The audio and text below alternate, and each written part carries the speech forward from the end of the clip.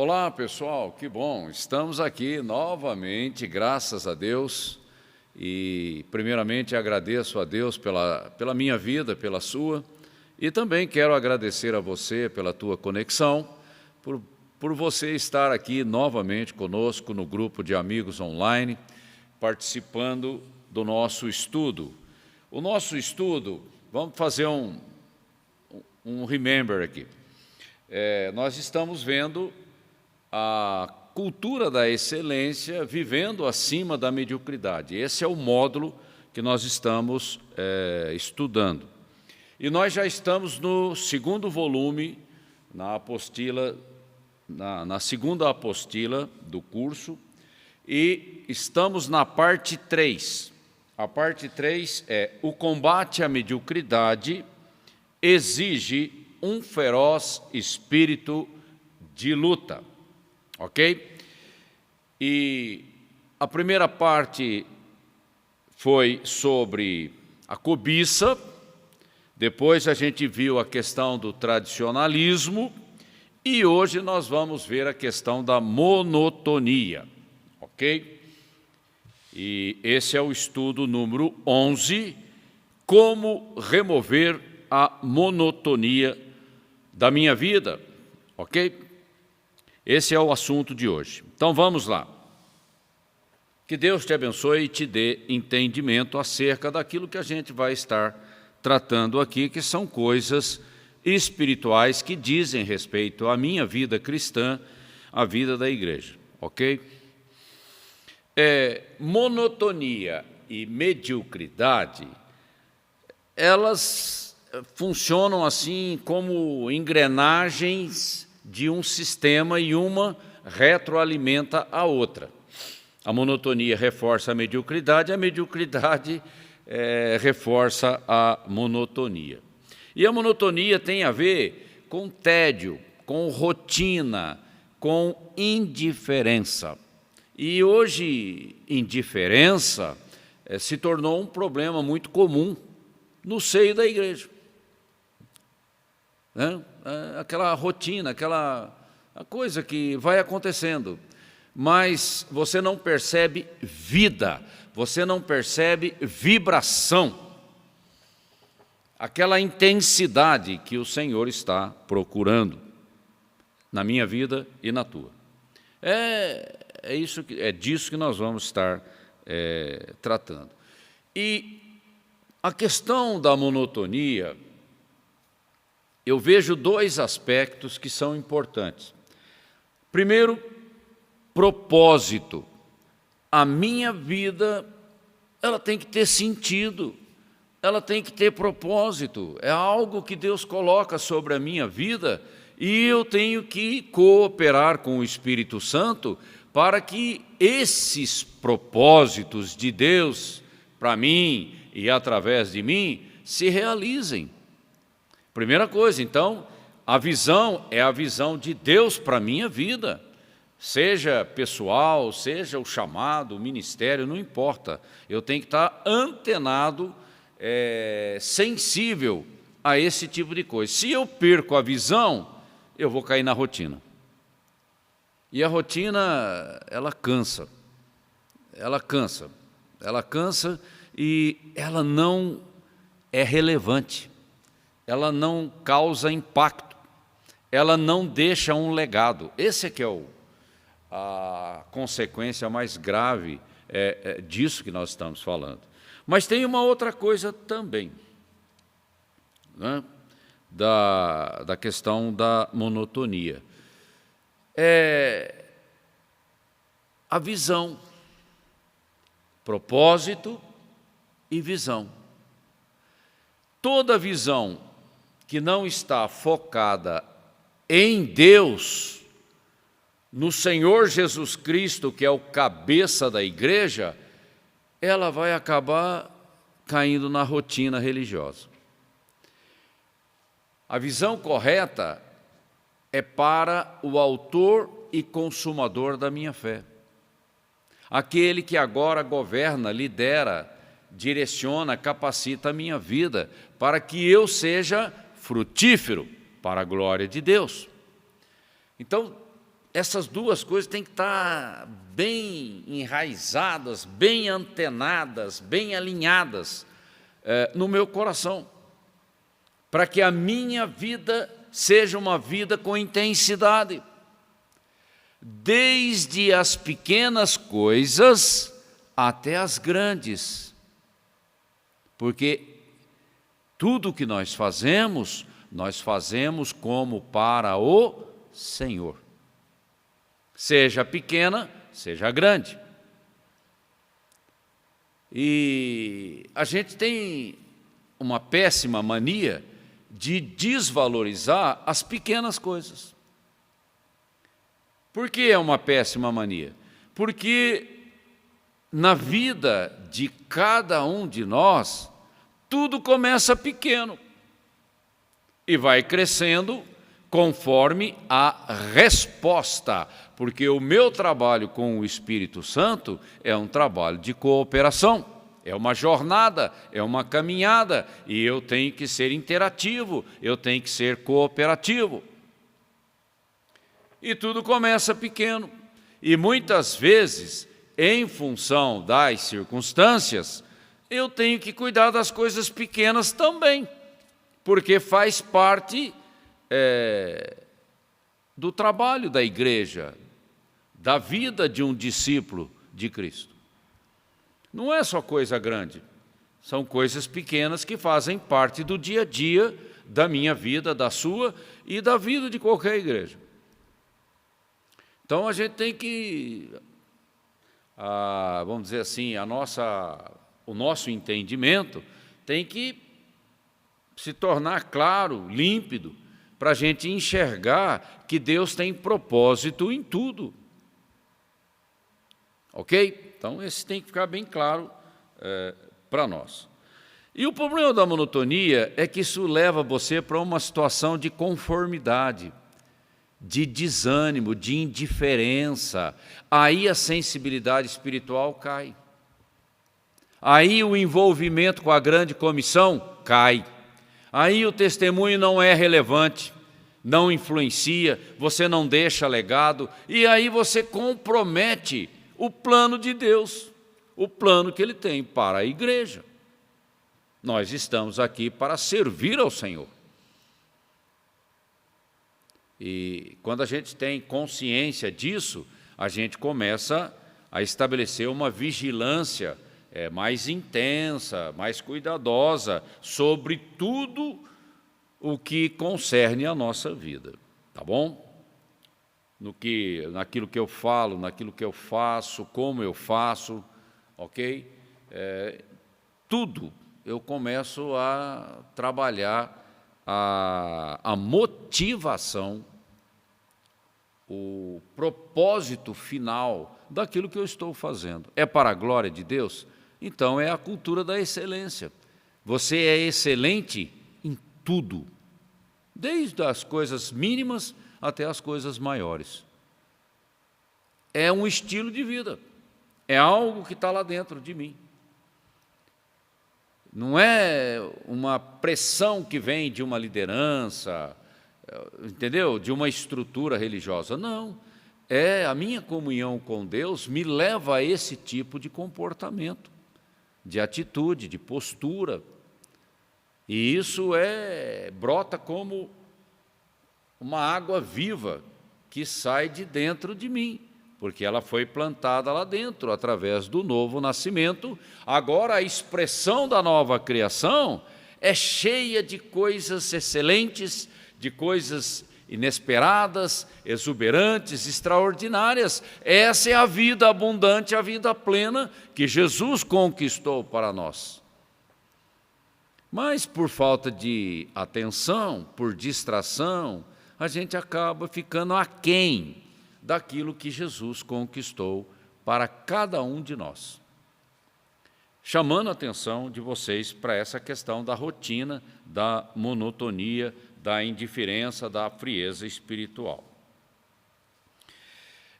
Aqui, no estudo da apostila, o autor, ele pega alguma coisa da oração de Moisés, lá no Salmo 90, e extrai alguns princípios que são bons para a gente meditar, para a gente refletir e começar a usar isso na nossa vida cristã, na nossa vida cristã diária.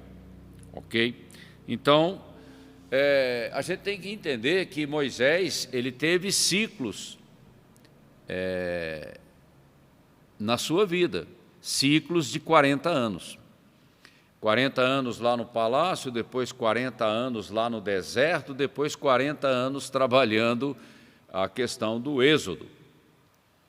Então, a gente tem que entender que são fases, e cada fase você tem que estar sensível para aquilo que Deus quer fazer na tua vida. Tá bom? Senão não tem crescimento, a maturidade não vem. Tá? Então, aqui nós vamos refletir acerca de alguns pontos que o autor aqui aponta para nós. O primeiro ponto nós temos que quebrar essa cadeia, essa prisão da indiferença na nossa vida. É uma questão de atitude. Porque não tem um passe de mágica para resolver isso na vida de ninguém. É eu tomando uma atitude de fé, abrindo o meu coração, me quebrantando diante do Senhor, aí o Senhor começa a operar mudanças e transformações na minha vida, ok? Então eu pergunto, para quem eu devo olhar? No mundo você tem muita coisa para a qual você pode olhar, mas só tem uma coisa que interessa para nós. Eu tenho que olhar para o céu, aonde o meu Deus está. Ele é a minha referência, Ele é o meu porto seguro, o meu refúgio, Ele é a minha rocha, Ele é o padrão, de lá vem a solução, a vitória que eu preciso na minha vida. Se eu deixo de olhar para o trono, eu perdi o rumo e o prumo. Estão entendendo? E quando vem essas crises de indiferença, de frieza espiritual, você começa a olhar para tudo quanto é coisa, ou melhor, às vezes nem olha para nada, e deixa de olhar para Deus. Lá no momento de solidão, no momento de crise, ou, sei lá, numa outra situação, você deixa de olhar para o trono. Isso é perigoso. Porque de lá vem a vibração, aquela intensidade que eu preciso na minha vida cristã.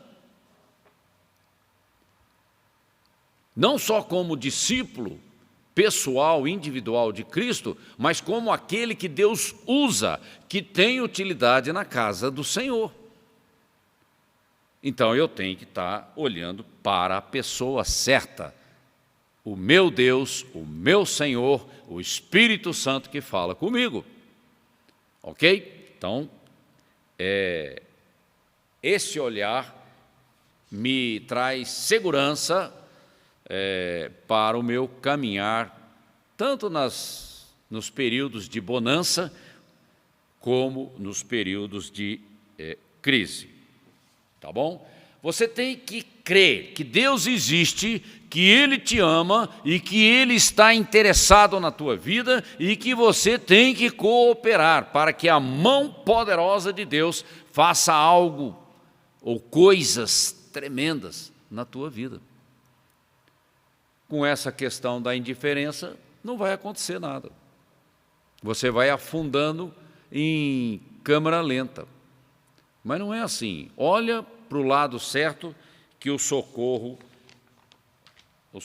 vem, ele é bem presente em qualquer situação, em qualquer momento da minha vida, porque Deus é poderoso e Deus é fiel.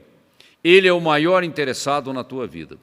Mas quem é que impede, quem é que limita, quem é que restringe a ação de Deus na minha vida? Eu mesmo, pelas minhas atitudes. Ok? Atitudes de incredulidade, que a incredulidade está no meio disso tudo, da frieza, daquela falta de paixão, daquela falta de interesse, daquela coisa de ficar andando por inércia. É rotina, ok? Sobrevivendo e o tempo passando. E o relógio passa, viu? E as oportunidades vão embora. E eu tenho que acordar, não é possível, eu tenho que acordar.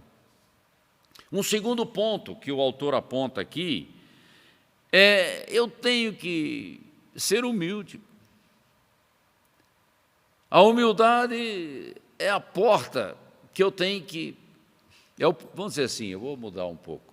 A humildade é o primeiro degrau de uma longa jornada com Deus.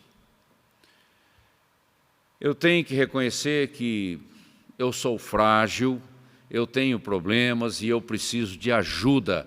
E eu necessito desesperadamente de transformações e mudanças na minha vida para a glória do meu Deus. É inconcebível você nascer de novo e continuar a mesma coisa de sempre. Espera lá, qual a natureza que agora está governando o teu coração e a tua vida? É a natureza de Cristo. O Espírito de Cristo está em mim, eu tenho a mente de Cristo, a palavra de Deus, que é uma semente viva, está dentro de mim, ela foi semeada num solo bom, que é o meu coração. Agora eu tenho que responder. E quanto mais eu respondo, mais intenso vai se tornando o trabalho do Espírito Santo na minha vida. É uma questão de resposta, tá bom? Então, eu tenho que reconhecer. Quando você é orgulhoso, arrogante, você não reconhece, você fica criando justificativas. Justificativa vai fazer com que você permaneça no deserto. Ruim, né? Eu não quero isso para mim, não desejo isso para ninguém. Não. Atitudes, ok? Então, primeiro, a vida é curta, ela passa muito rápido. Eu já estou quase com 70 anos. Caramba, a vida passou, a vida voou. Eu olho para os meus filhos, para os meus sobrinhos, são todos já adultos. E eu vi essa criançada pequena. E eles já estão casados e com filhos. O tempo voa. E eu vou ficar perdendo tempo? Não, eu tenho que correr. Deus, Ele está correndo e eu também corro, porque eu estou correndo atrás dEle. Não posso ficar parado nessa inércia, nessa letargia, nessa indiferença, nessa preguiça, sabe, nessa passividade. Isso está afundando o barco da minha vida, eu tenho que reagir. Eu tenho que reagir, o tempo está passando. E eu digo mais, o tempo está passando e o relógio está desesperado, porque Cristo está voltando e o tempo está correndo. Nós estamos vivendo num tempo acelerado e eu tenho que acelerar para que Deus faça rápido as mudanças que são necessárias na minha vida para que eu tenha utilidade na casa do Senhor. Não posso ficar embaraçando o processo, atrasando a obra do Espírito, essa obra da santificação, da capacitação, da maturidade, da utilidade no ministério. Não dá mais, nós temos que reagir, ok? E isso depende de atitudes na minha vida. O outro ponto, em relação a esse segundo ponto, que a gente está estudando, ok? Falando da fragilidade da minha alma,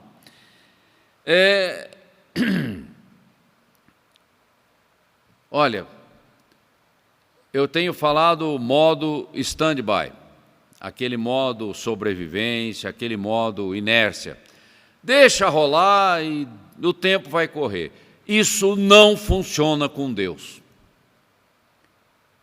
Nós vivemos dias maus, dias difíceis, e a minha carne não me ajuda, pelo contrário, ela me atrapalha. Então eu tenho que clamar a Deus para que Ele me ensine a contar de forma adequada, alinhada, os dias da minha vida, cada dia de 24 horas. 7 dias por semana, 30 dias por mês, 12 meses por ano. Eu tenho que clamar a Deus por sabedoria. Sabedoria tem a ver com visão e propósito, e não com rotina. Porque agora nós estamos no reino de Deus. Agora nós vivemos para Ele, vivemos para agradá-lo, vivemos para glorificar o seu nome, vivemos para tornar o seu nome conhecido na terra no tempo da nossa oportunidade. Eu tenho que pedir a sabedoria, porque a sabedoria do mundo, essa não me ajuda em nada. E eu não posso confiar na minha carne, porque ela também não presta. Eu tenho que me voltar para as coisas espirituais. Eu tenho que pedir ao Espírito Santo que trabalhe a sabedoria na minha vida. Isso é espiritual, isso não se aprende numa escola, fazendo um curso regular. Não, isso é uma vida de intimidade com Deus, comunhão, relacionamento. Uma vida com a palavra, uma vida com o Espírito, deixando Deus trabalhar, deixando Deus abrir portas inesperadas para que você flua, para que você frutifique. Deus é o maior interessado, que você dê muito fruto. É o que está na palavra. É a realidade que Deus deseja na vida de cada um. Mas quem é que está embaraçando o processo? Eu tenho que me arrepender, pedir perdão, falar: Senhor, me ajuda. Eu não tenho sido sábio para tocar a minha vida, tanto nas coisas pequenas quanto nas grandes. Minha vida vive embaraçada, isso não é um bom testemunho, isso não traz relevância no mundo. A minha luz parece que tem hora que vai apagar. Não, Senhor, me ajuda. Mas é uma postura, é um clamor que vem de um coração que tem fome e sede de Deus. E olha, Deus não despreza um coração aquebrantado, um coração faminto, um coração sedento. Quem tem sede, venha a mim e beba de graça. É o que o Senhor diz, mas venha e beba. Não tem limite, não tem limite, ok? Então, são coisas que nós temos que prestar atenção. O terceiro ponto que a gente pode tirar aqui dos Salmos 90, e depois você pode estar lendo os Salmos 90 na sua Bíblia, exultemos em cânticos a Deus, que é digno de toda a honra e de toda a glória. Não é? Olha, a correção de Deus na minha vida dura um tempo. É lógico, Ele vai trabalhar uma área do meu caráter, alguma coisa específica na minha vida, aquilo vai durar um tempo. Mas logo em seguida vem a bênção, vem a vitória, aquela coisa que enche o meu coração de alegria, essa intensidade de uma vida com Deus, caramba, e olha, e todo dia é dia de novidade, todo dia é dia de coisas maravilhosas, experiências tremendas com Deus. E aquela postura de adorador, desejando essa correção de Deus, essa disciplina, para que você cresça em maturidade, cresça em intimidade com Deus, cresça nessa sensibilidade espiritual.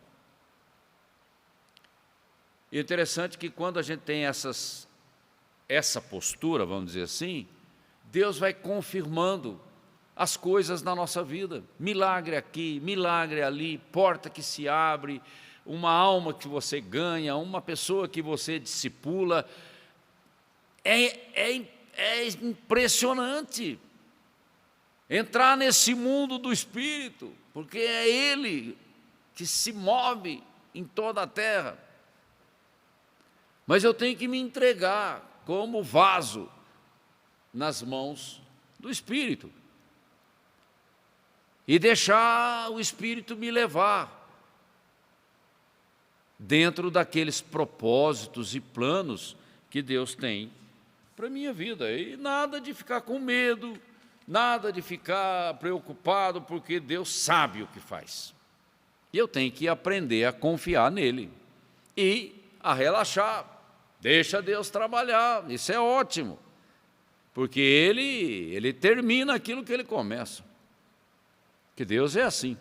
O nosso Deus não é um Deus de obras inacabadas, não é.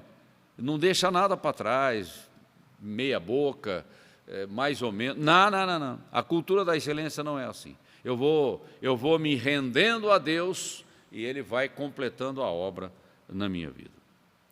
E isso traz uma grande motivação, uma grande alegria, uma grande vibração no meu coração.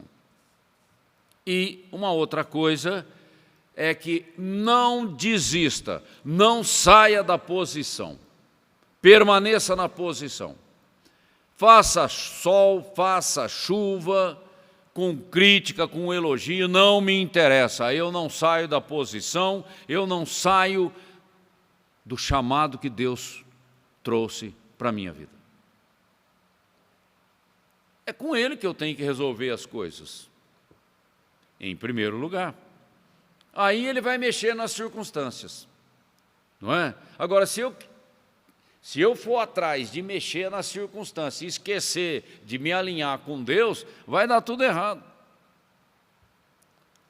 Primeiramente é com Ele, aí Ele mexe nas circunstâncias. Ele tira coisa, Ele remove coisa, Ele acrescenta coisa, Ele abre porta, Ele fecha a porta, Ele traz unção, enfim, Ele é Deus. Eu sou apenas um canal. E glória a Deus pelo privilégio de ser um canal nas mãos de Deus. Então, esse espírito de permanência, de permanecer na posição, se Deus falou, está falado. Porque Deus não volta atrás, e a palavra dele não cai por terra, e nem volta vazia sem resultado. E Deus não é mentiroso. Então veja bem as posturas de fé, de confiança, que tem que estar envolvido aí no nosso relacionamento com Deus, no chamado de Deus para a nossa vida. E olha, eu me alegro, tanto nas pequenas quanto nas grandes coisas que o meu Deus tem para a minha vida. Essa é a atitude correta. Vai ficar chateado porque Deus te deu uma coisa para fazer e você vai se aborrecer com aquilo? Não, faça com alegria. Faça com alegria. Você vai ver como é fácil carregar fardos quando eu ando na graça. Mas se você quiser carregar fardo como se fosse uma obrigação, vai ficar pesado. Vai ficar pesado. Eu não sei, muitos não aguentam e acabam retrocedendo, enfim, acabam se perdendo pelo caminho. É muito fácil se perder quando você se afasta da sala do trono.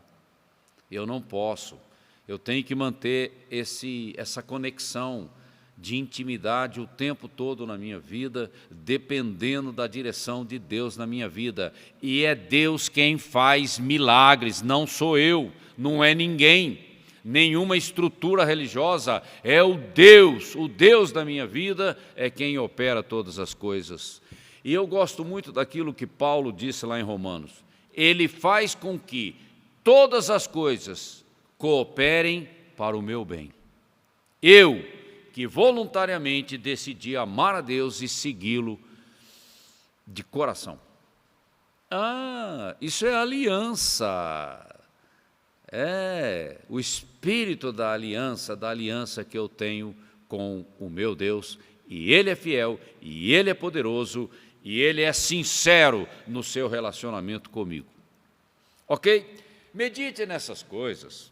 Gaste tempo pensando sobre isso, faça aí uma revisão na tua vida, vê se tem alguma coisa aí que precisa mexer, vai atrás de quem tem poder para fazer isso. Ok? Agradeço a você por ter permanecido até agora, ouvindo essas coisas. Tenha sensibilidade para meditar nessas coisas. Peça ao Espírito Santo entendimento sobre isso, para que você cresça, para que você seja cada vez mais útil na casa de Deus. O mundo precisa de você cheio do Espírito, cheio de sabedoria, cheio de unção. Ok? Que você tenha uma boa semana e eu conto com você a semana que vem. Um grande abraço.